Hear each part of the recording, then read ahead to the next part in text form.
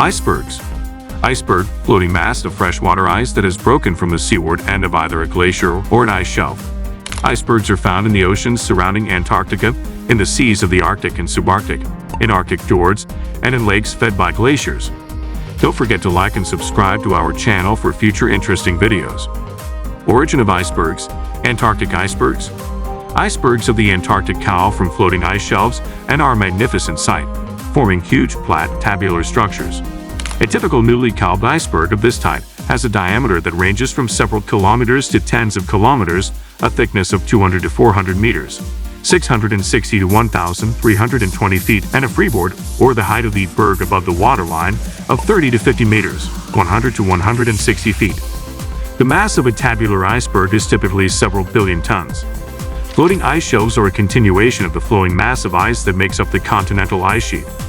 Floating ice shelves fringe about 30% of Antarctica's coastline, and a transition area where floating ice meets ice that sits directly on bedrock is known as the grounding line. Under the pressure of the ice flowing outward from the center of the continent, the ice in these shelves moves seaward at 0.3 to 2.6 km, 0.2 to 1.6 miles per year. The exposed seaward front of the ice shelf experiences stresses from subshelf currents, tides, and ocean swell in the summer and moving pack ice during the winter. Since the shelf normally possesses cracks and crevasses, it will eventually fracture to yield freely floating icebergs. Some minor ice shelves generate large iceberg volumes because of their rapid velocity. The small Emerald ice shelf, for instance, produces 31 cubic km, about 7 cubic miles, of icebergs per year as it drains about 12% of the East Antarctic ice sheet. Iceberg calving may be caused by ocean wave action, contact with other icebergs, or the behavior of melting water on the upper surface of the berg. With the use of altimeters, scientists monitoring iceberg calving events have been able to link the breaking stress occurring near the ice front to long storm-generated swells originating tens of thousands of kilometers away. This bending stress is enhanced in the case of glacier tongues, long, narrow floating ice shelves produced by fast-flowing glaciers that protrude far into the ocean. The swell causes the tongue to oscillate until it fractures. In addition, on a number of occasions, iceberg calving has been observed immediately after the collision of another iceberg with the ice front.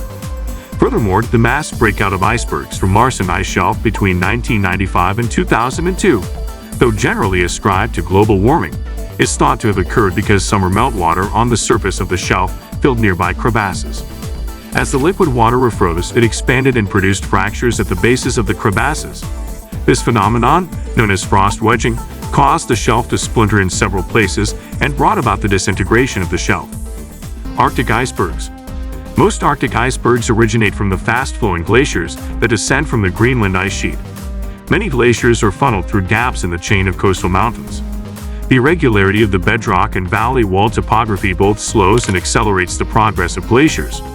These stresses cause crevasses to form, which are then incorporated into the structure of the icebergs. Arctic bergs tend to be smaller and more randomly shaped than Antarctic bergs and also contain inherent planes of weakness, which can easily lead to further fracturing.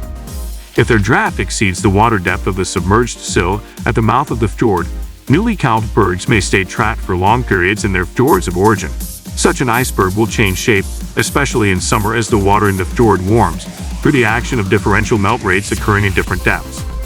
Such variations in melting can affect iceberg stability and cause the berg to capsize.